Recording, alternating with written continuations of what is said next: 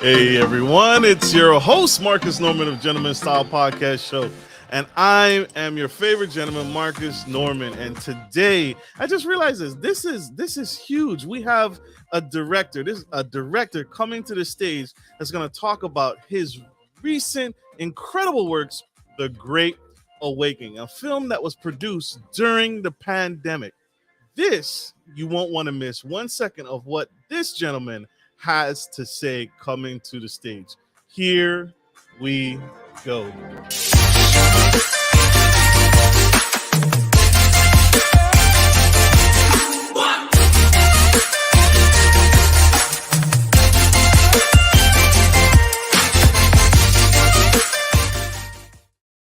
Hey everyone, I'm your host Marcus Norman of the Gentleman Style Podcast Show, and today I have Mr. Bo Roberts coming to the stage. This man is Indiana born.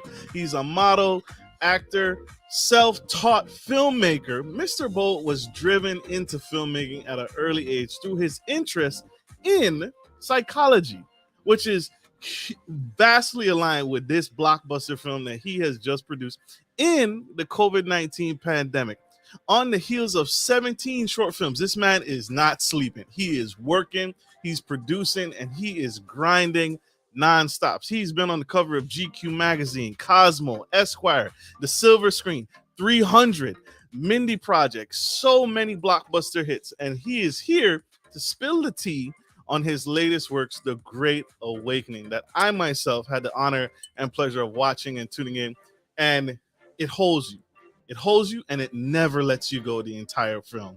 So without further ado, I have to bring him onto the stage. Help me welcome Mr. Bo Roberts.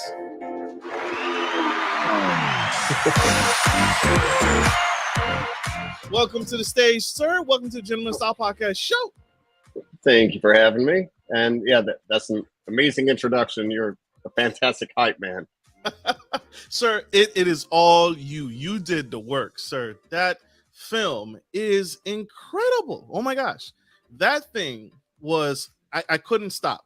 I couldn't tip it. It was like a book. It was like a novel. You want to know what's in the next chapter. I want to know more. I want to see more. The Great Awakening. But I got to ask about your story first, because there's a workup to this. Sure. Most directors don't have the background in psychology. Why psychology? Please spill the tea on why psychology. Why all the incredible things you could do. So my interest in psychology started back when I was in about 7th grade. I was in the library and saw this super thick book called the DSM, or Diagnostical Statistic Mental Disorders.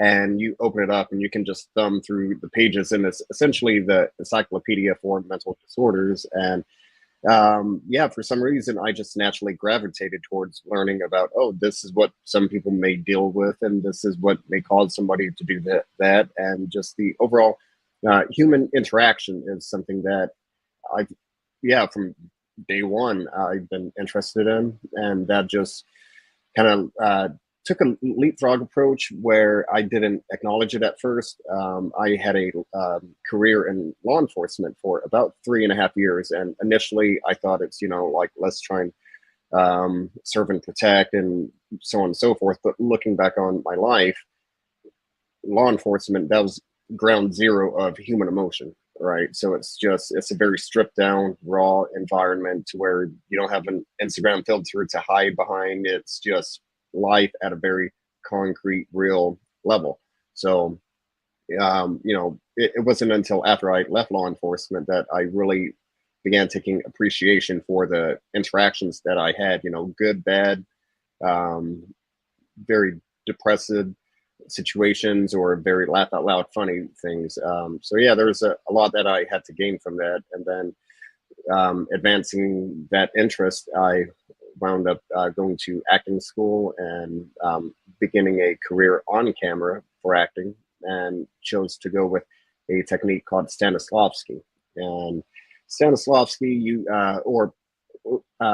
if you're unfamiliar, think of what method acting is. Like, I'm going to be this character, so I'm going to live this character's life off set.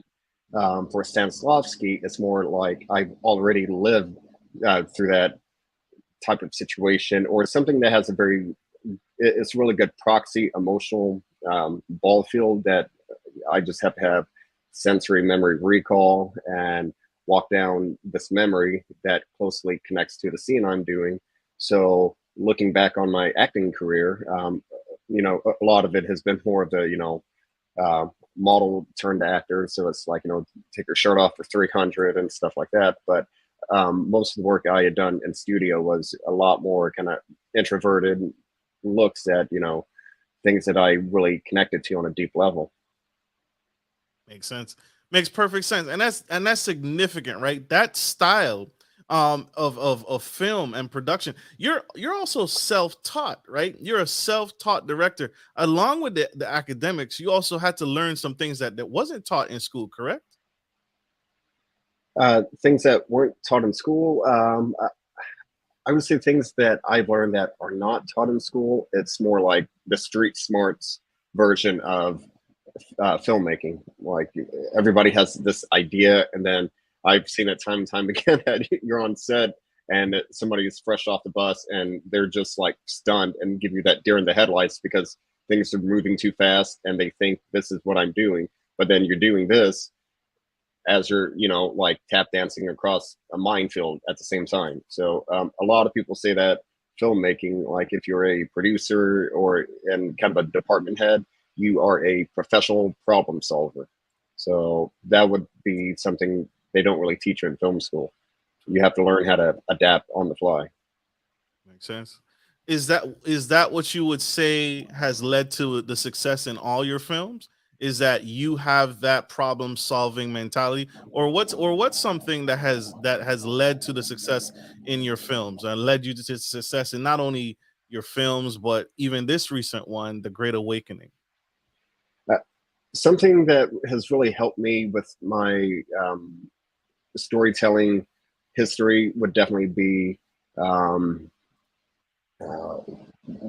yeah, that's a great question. Something that really helped me in my filmmaking history, I would say, is being realistic. And for me, it's a very humble, real way to approach a project. When I say sometimes it is what it is, and I know some filmmakers, they really hate that term and they say no, it has to be perfect. The lighting has to be this, and this is what we're doing, and it kind of snowballs into being something that's a little too aspirational for the size of your crew, the budget you have to work with. You do have certain hardline parameters that this is what we're doing, and when you try and stretch that, it really begins to tear down morale on set, so on and so forth. So for me, I'm very forgiving and saying this is what we're doing. This is the best we're able to come up with what we have to work with. Okay, it is what it is. Let's roll camera, enjoy the day, and keep it going. Makes sense. Makes sense. What would you say? Because this film is phenomenal. This film is huge, and it like I said earlier in the beginning, it holds you, right? It holds you, and it doesn't want to let you go. It holds on to, and it keeps you, because there's so many gems in the film. There's so many hidden messages. There's so many undertones that you just pick up on naturally, and you educated me because I had no, but I think what attracted me most is there's truths to this, right? There's truths to what the cast experienced in this film. Was that the goal when you made this film? The goal in showing a truth, as in what? As far as the things that people are actually going through in the pandemic, in COVID-19, right? There's hints. Gotcha. There's a fear. For example, this is a real thing. People have a fear or a phobia of having their face covered, and Hmm. so you portray that in the film. And Okay, yeah. this is something we've all experienced, but you do it in such an artistic way that, oh my gosh, now I'm empathetic. Now it ensues emotion out of me because I can Mhm. relate. And was that your intention with this film? Very much. It was my intention to make people connect in a very real way on there. Yeah, just as you pointed out, there are gems kind of placed all throughout all throughout the movie as you watch it. And some people may connect with this gem. Somebody else may connect with that. A prime example is, so the first, few shots of the movie, you really don't know what's going on, but you have this weird staring contest with the lead actress and this person next door. And why are they, having to stare off? Why is she wearing a ball gown? And so, we'll probably circle back into the overall meaning of why everything seems kind of odd and weird or uncertain. But in that moment, like as I was coming up with the script, there was a very specific time when I'm taking the garbage out, and this is during lockdown, and I saw my neighbor approaching to put their trash out at the same time. So we stopped and we had to kind of see who's going to approach the trash can first. So the first few shots of the movie, it's really like, oh, this is something I had actually gone through. And why is she wearing a ball gown? It's not a big spoiler, but on social media, my wife and I, we had seen a lot of people going to the grocery store, taking their garbage out to the curb and just doing, very basic mundane things, but doing it in full black tie attire and stuff. And my wife and I also, to keep somewhat of a sense of normalcy, we began having happy hour on the balcony. We would have some Prosecco at around 5 p.m. just to have some kind of a routine. But every day I would have a shirt that has a collar on it. Some days I'd actually put a tie. In a few days, we actually put on the full ball gown. I would have black tie attire on, a suit jacket that has tails on, and we would just go all out on it just because that's what we would do. So that's something I experienced during lockdown as I was simultaneously writing the script. So it found its way into the movie. Mr. Bo Roberts, y'all. Huge. And I really enjoyed the romanticism of it. The romanticism, because like you said in the beginning, you're not really clear on where the director is taking, where you're taking us on this journey, right? It starts with the lead cast and some shenanigans in the beginning, but ultimately there's a point to this, and there's a storyline that unfolds and unravels and takes you through it with them. And you said it earlier, you make it relatable. It grabs you because it's relatable. I think those are the best films. The best films are the ones that I can see myself here, or in the Slovak, oh my goodness, Stanislavsky style of film. It makes you say, hey, I have been there. I don't just recognize, I was this person. And I think is that the psychosis of it? Is that the psychology of your filming? Because all your films are kind of based around that same concept, or am I way off? No, that's actually quite accurate. So, and The Great Awakening, very specifically, it has a very hard-driven intention behind it of bringing people to something that I know for a fact they've already experienced, and I want to put them back into the driver's seat of exactly what was happening. So, broad strokes, what this movie is, this is my COVID movie.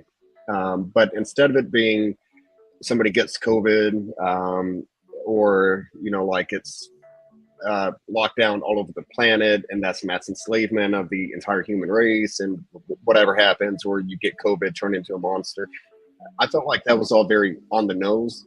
So I made sense of like, what does 2020 mean to me? We have COVID introduced. Now people are talking about lockdown. Now it's lockdown all over the world. And now for some reason, murder hornets are on the news, and I don't even know what that is, but murder hornets are there. We had a very turbulent election year. Like, what's next? So for me, the one word response for what 2020 means to me is uncertainty. So my COVID movie is, it takes place in 2020, but it's not about getting COVID, not about, the stuff I mentioned previously. It's it revolves around the single word of uncertainty. So as you watch it, I have very intentional storyline twists and turns, and the way it came together in post-production really polished the narrative I was pushing to where as you watch it, you know what's happening, but the delivery system in which it happens, you have no idea what's going to come next. And that's something that was very intentional on my part, just to put you back in that uncertain feeling of 2020. Love it. How long did it take you to produce this? How long did from start to finish? Start to finish. Let's see, from coming up with a script, and I had my writing buddy come on, and we tag teamed it, and he really helped, polish it in a lot of areas. And yeah, like, so it was a teamwork, collaborative effort that we came together on. But he's the one that's just credited as being a writer, and that process took, I would say, 3 months, 2 to 3 months maybe. And then when we actually went into proper production, it was a 10-day burn. And then after that, I was doing post-production on everything myself, and eventually got bogged down on an issue that talking to tech support, and I was doing post-production in Final Cut Pro, which I know it's not industry standard, whatever. Send your hate mail later. But yeah, so I was cutting it in Final Cut Pro, which is designed and owned by Apple. So Apple couldn't help me. Final Cut Pro tech support couldn't help me. I contacted, the movie was shot on my Red camera, so I contacted Red. Nobody had any idea. So that's when I reached out to a company called C4 Studios, and that's where my angel, Casey Fitzgerald, he came in and saved the day. He dislodged the problem, really helped finish the post aspect, but then he also colored it and did sound design for me.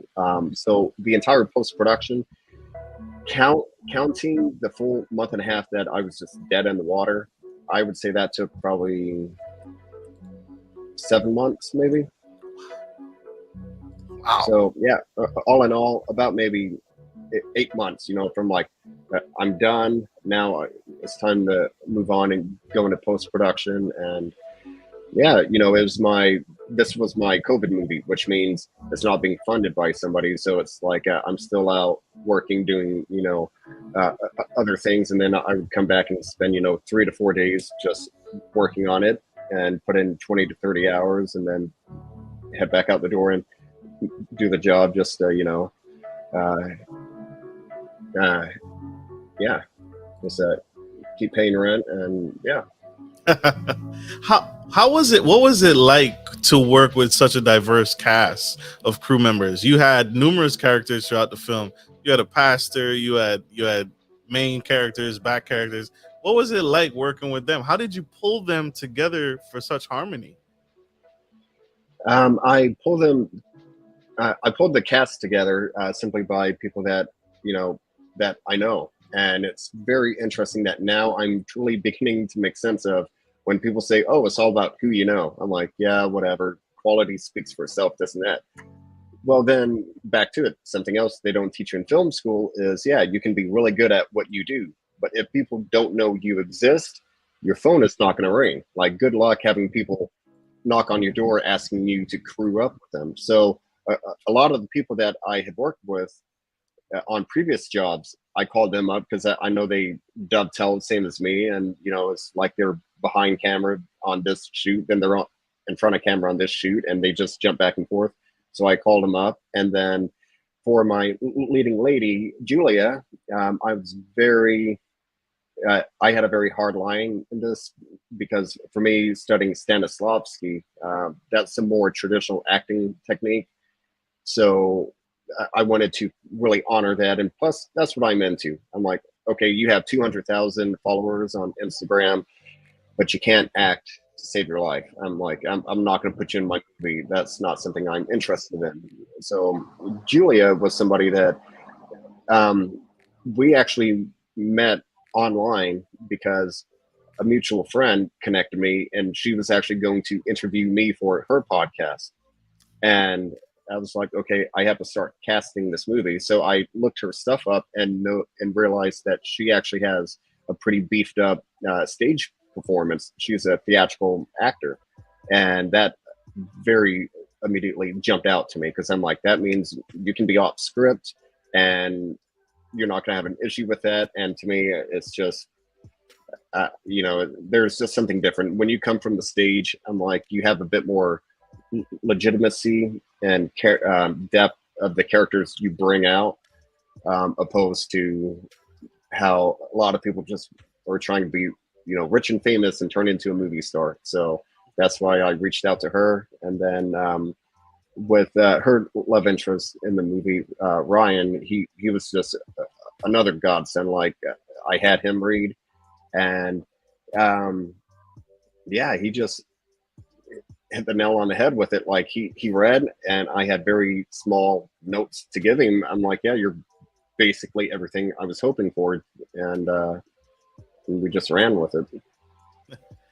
And that does not happen often. I can imagine that doesn't happen often, where you just the actor that you find for the character just syncs up, and personality, role, timing, and just ability to flow in that character, right?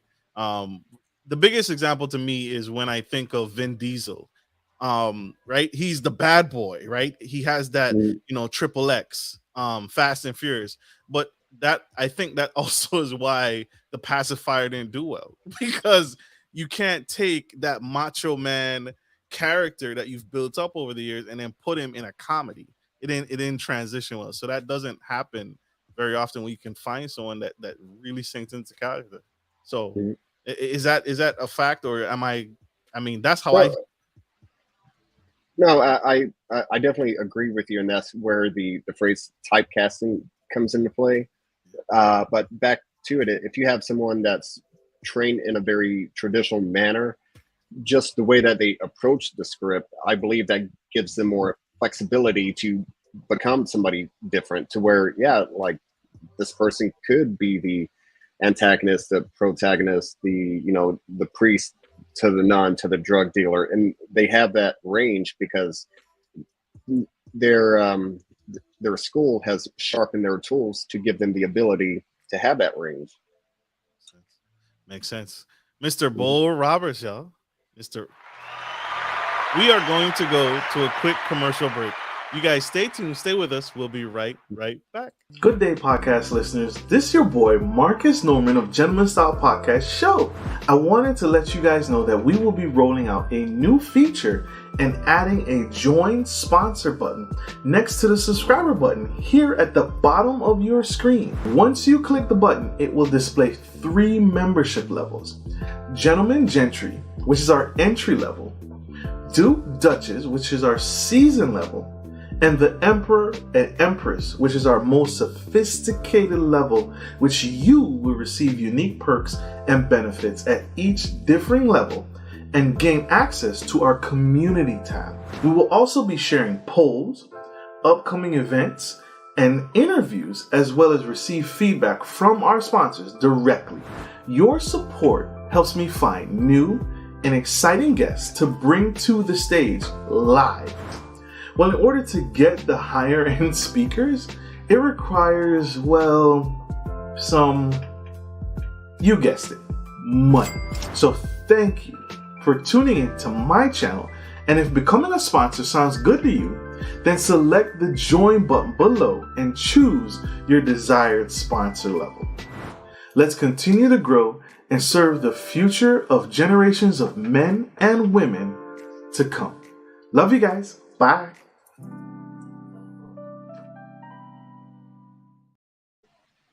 We are back to the Gentleman Style Podcast Show, and we have the incredible director, Mr. Bo Roberts, speaking on and spilling the tea on his latest film, The Great Awakening.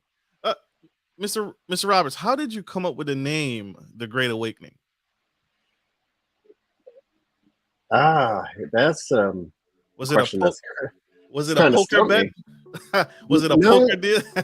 No, so for me, just kind of what the essence of what I was writing and what the story was that I was telling, and certain beats that I can't really can't give spoilers out, but yeah, it was just I, I I think to answer the question, I'd like to say, to me, it's like when I think of the Great Awakening, what does that mean to somebody?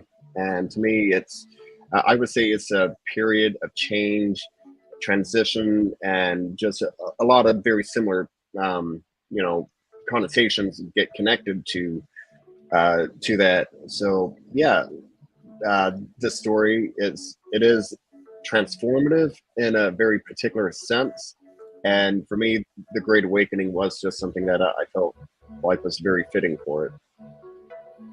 It was definitely fitting for me when I saw it, because it's not a film to say, ooh, get scared, right? It didn't do that, even though it falls under the genre of horror and sci-fi, but it wasn't just overbearing. It wasn't just, I think you allowed, for me, I'll speak for me, it allowed me to feel what I wanted to feel. It's not overly gory. It's not overly scary. It's not overly saturated with information where you're just like, oh my gosh, do I even want to go outside? But it's just information, right? If you're Mhm. really paying close attention, it gives you, it arms you with information. And that's what it did for me. It allowed me to take how, and also to, if you're in a relationship, it allows you to recognize something that someone else may be dealing with, someone else may be going through in this pandemic that you may not have even been aware of, and may have been not helpful to that person. That's what it did for me. It allowed me to experience COVID, not only for myself but for some other people that may have gotten it worse. Was that a goal of yours in producing it, to just give information and not just like scare people, right? Very much. So the type of horror movie this is, I would say on the scary scale, this is probably a C to a C plus. So you can watch it, and there are definite horror aspects to it. And I believe it falls into a horror movie, but my intention was for it to have horrific aspects on kind of the grand scheme of things, but not, exactly the whole being gory and stuff like that. To me, that there's a certain time and place for it. So when it's just oversaturating your viewer with violence on screen, they go numb. It's like watching a Rambo movie, and you have like 50 people that get blown up in 10 minutes, and you don't, that you get desensitized to it. So that, and as far as my thoughts of having like nudity or sex on screen, I use those as a tool, and everything I do, I want it to be very intentional and deliberate. Like, I'm trying to think. It was I believe I could completely be misquoting, but I think Anne Hathaway on Brokeback Mountain, when she went topless, she said it was her idea to go topless because it was a movie about a man struggling with his sexuality. So she felt like it was very important to have, it's like Heath has his love interest, and then she wanted to go topless because she knows she's a beautiful woman. So she went topless in the scene in the back of the car to kind of give that full scope of the story. So for me, that's using nudity in the sense of it being a tool, opposed to gratuitous and okay, we have breast on screen for the sake of it, and that's not really how I like to get down. Love it. Love it. Love it. What is next? What's in store? What can people look forward to from you in the future and your team? What's next for me? I would say, just continue to push the Great Awakening. And I also have a multitude of other scripts that I'm polishing. And I'm talking with a couple of people about a few of them. But yeah, most of the content that I like to put out, it does have this, esoterical, like, what's the meaning of life, and yeah, and like what is consciousness? Even those are subject matters that I do enjoy exploring, and um, yeah, and it's very interesting because now I have about 14 feature film scripts that I've come up with, and back to my writing partner, he's jumped in and he's he's written them, and we've had meetings and stuff. But as far as the overall ideas, yeah, I have about 14. But there's a documentary that I watched that could really change what the story is and how I feel like I need to adapt it. So the reason my movie, The Great Awakening, deals with the emotion of uncertainty is because of a documentary I watched called Nightmares in Red, White, and Blue. And basically, you have the who's who of the horror movie, like what Stephen King and just the top dogs, and they're all talking about what they thought about when they made certain movies. And basically, you have, like, let's say World War II periods of time. It was all about the atomic bomb scare. Then you can jump up to the 60s, and it was all about some drug fueled, psycho kidnapping daddy's little angel, because the 60s, it's drug experimentation, and some crazy hippie kidnaps her daughter. And then you go up to into the 70s, and that's when the Summer of Love ran out. And now we have Vietnam, we have Watergate, and we just have a really bad taste in our mouth as a country as a whole. So that's when movies turn ultra violent, and you have movies like Texas Chainsaw Massacre coming out during that time. And then you can jump all the way up to like the 90s, and it's like, we don't really have a great war that my generation really came from. It's nothing like World War II. We had Iraq, which that was just insane all in itself, but just a overall scale and magnitude. It's like, okay, who's the bad guy? Who do we point our finger at and say you're the bad guy? And I feel like in the 90s we were still a little kind of unsure of things, so horror movies replicated that. You have movies like Scream, I Know What You Did Last Summer, and all of these other movies came out to where you have a chance encounter with somebody that turns out to be the killer. So back to it, I just took that mentality of, okay, make sense of what's happening around you, what's in the ether of space and time. Oh, uncertainty. So I guess to summarize, I'm just going to take that plug and play formula, and I have these scripts, but before I pull the trigger on shooting one, I'm probably going to have to make some adjustments to it and be like, well, we need to make sure this certain aspect and this attribute makes it into the movie because I'm seeing it everywhere. So there's a correlation between what's going on in society and what's actually happening in films at the time. Like, there's a correlation between the two, is what I'm picking up. Yes, and honestly, that's why the horror movie genre is my favorite genre, because in a lot of ways it's very symbolic. Like, oh, you have the monster and it's big and scary and whatever. But you can also think about, what does the monster represent? Is it alcoholism? Is it abuse, trauma when you were a child? Is it this? The monster can represent a lot of stuff. And there is a fantastic movie. Any viewer watching this, you got to check it out. It's called His House, and I think it's on Netflix.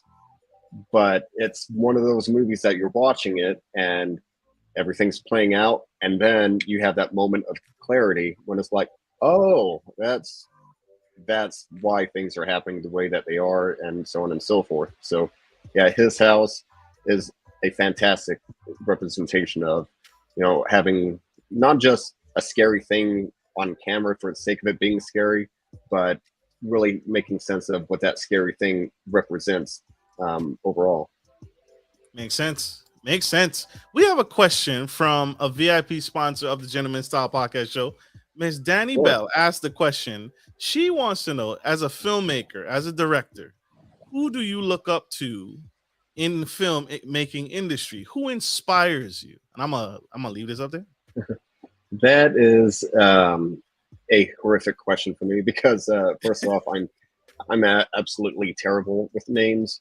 But for me, it's more of I would say the type of people who influence me and who inspire me to do things. And for me, I'm a very grassroots filmmaker to where, yeah, like I've worked 13 years on camera, but since day one, I've had a photography camera with me, learning landscape photography and exposure and doing this and doing that. So actually going online and looking at YouTube tutorials on lighting. And then when I moved to Manhattan, I got very much immersed in street photography, just random people doing random things, and began doing that. And then once I moved out to Los Angeles, that's when I began firing off one short film after another. So for me, the people who inspire me, I mean, you have Studio Binder, Film Riot, and I feel horrible because I have about like 5 pages I follow, like every frame a painting. The way that they can break down a scene and just really give you such a intimate view of it, and like just one quick example of it. So every frame a painting, they break down, and Silence of the Lambs when Hannibal Lecter meets Clarice Starling, and the scene begins with basically my camera view to you right now, almost looking down the camera, but a little off, and they're looking at each other. But as the scene progresses, it degrades because they're no longer seeing eye to eye. They're doing this whole, well, was it quid pro quo? To where it's like, well, I'll give you this if you give me that. And they're trying to, keep this balance, and it's not working. So as the scene progresses, the camera moves more and more to a profile, to where the scene ends with them literally looking at the side of their face, because right now we're seeing eye to eye. But at the end of the scene, we're not anymore. So for me, the people that inspire me are my YouTube university teachers that don't know it. So every frame of painting, Film Riot, Studio Binder, and yeah, people that have filmmaking channels and that are amazing enough to want to share their knowledge with the world. There you have it. There you have it, Miss Danny Bell. That was a fantastic response, because I think everyone has, not necessarily, you're not copying any of these people, you just admire them, because you're setting your own pace. You're heading in your own, beating your own drum. So, but yeah, I think we all have people that we admire, we respect, for the level that they're on and what they're doing in the industry. Because not to say not everyone can make a movie. Not everyone can make an incredible film like The Great Awakening or the Hannibal Lecter film. That was, oh my gosh. That I need now I need to go watch it again, because I need to see that. I want to see that transition cycle. Like, yeah, we talked about this. Huge. Incredible. Round of applause for Mr. Bo Roberts, y'all. This is huge. Mr. Bo, I have to ask, how can people connect with you? You are a force to be reckoned with, and Great Awakening is just the beginning of many more films to come. What do you have? How can people connect and stay connected so they can catch what you're working on next? You said 14 ideas. 14 is about to hit the market. So yeah, if people are looking to connect with me, my page on Instagram is, where I usually hang out if I'm online. So just type in Mr. Bo Roberts, MRBOR. But then if you also want a sneak peek of my secret page of mostly photography, spell out Mr. and MISTER. So actually it's here on the screen. Yeah.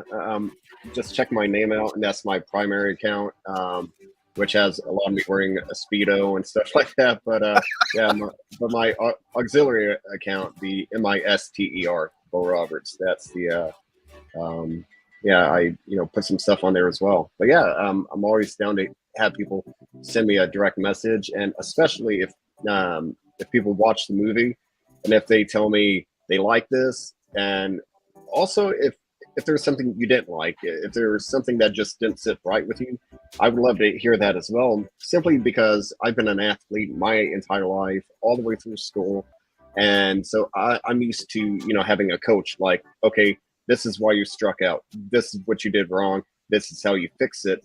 Off you go. So yeah, so watch it, and if there's something that you connect with, something you didn't connect with, any and all information I receive is greatly appreciated, because it's something I can use to just sharpen my tool. Absolutely. Check him out. Connect. He's open to feedback, y'all. You don't get that very often. He's open to feedback. Him and his team are ready. And go check out The Great Awakening. This film can be watched right now. I watched it, and like I said, it held me. Go check out what we're talking about here on Tubi, and it's available. You can check it out. For my audio listeners, I feel sorry for you because I am not going to spell all of this out, but go watch the live interview and you can see and connect. This film is incredible. We got to let Mr. Roberts go. He has many more films to produce. He got 14 of them to produce. But thank you all for being here. And, sir, I want to say thank you for being here on the Gentleman Style Podcast Show. This has been phenomenal. Thank you for having me. It's been great. And, yeah, you're an excellent host. You keep it flowing, very easy to talk to. I've interacted with some people that it's a little less than pleasant, but yeah. Thank you. Happy to be here. Thank you. Happy to have you. This has been incredible. And so, like we always end every show, we got to let him go. But I hope this was impactful. I hope this helps. I hope this inspires. Mr. Roberts, what advice would you give to the young entrepreneur who's interested in getting into film? Any nuggets? You've shared so many nuggets today. Any advice for them? Oh, definitely. I have something to get started and something a bit more on the pro level. So just to get started, go out and shoot. Back to it. As I'm learning photography and transition into making short films, I shot probably 4 to 5 short films with my photography camera, knowing everybody else has like some big 4K fancy thing to where it's like you have the red, but then if you're just getting in, you have a 4K camera. I could not care less, because I wanted to get good at what I'm doing before I began investing in gear. So shooting at 1080p on a photography camera using the internal microphone on the camera did not stop me. And that was very much encouraged by my beautiful wife, who got me to do that first one. And the moment I saw, now I have a product, a starting point, off I went. As far as a more professional type of feedback, I'm very foundational. So I'd rather have a production designer that has a small budget than rent the Zeiss super speed, ultra fast prime lens and whatever. Because if your actor is just standing next to a blank wall behind them and there's no set dressing, it doesn't matter how high quality the image is, it's a bad image. So for me, when you're first getting started and when you're actually going to spend money to make a short film, you have to just suck it up and deal with it. You have to have a proper boom operator on set before you invest in the lights and camera, whatever else. If it doesn't sound good, it is not going to look good.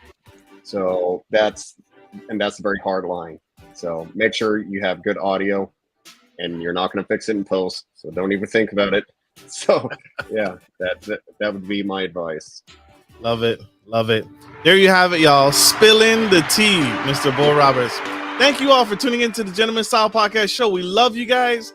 Like I always end every show, take care of your friends, take care of your family, and always take care of business. This is Marcus Norman, your favorite gentleman, and the incredible Mr. Bo Roberts, director extraordinaire, signing off. We love you guys. Bye. Bye-bye.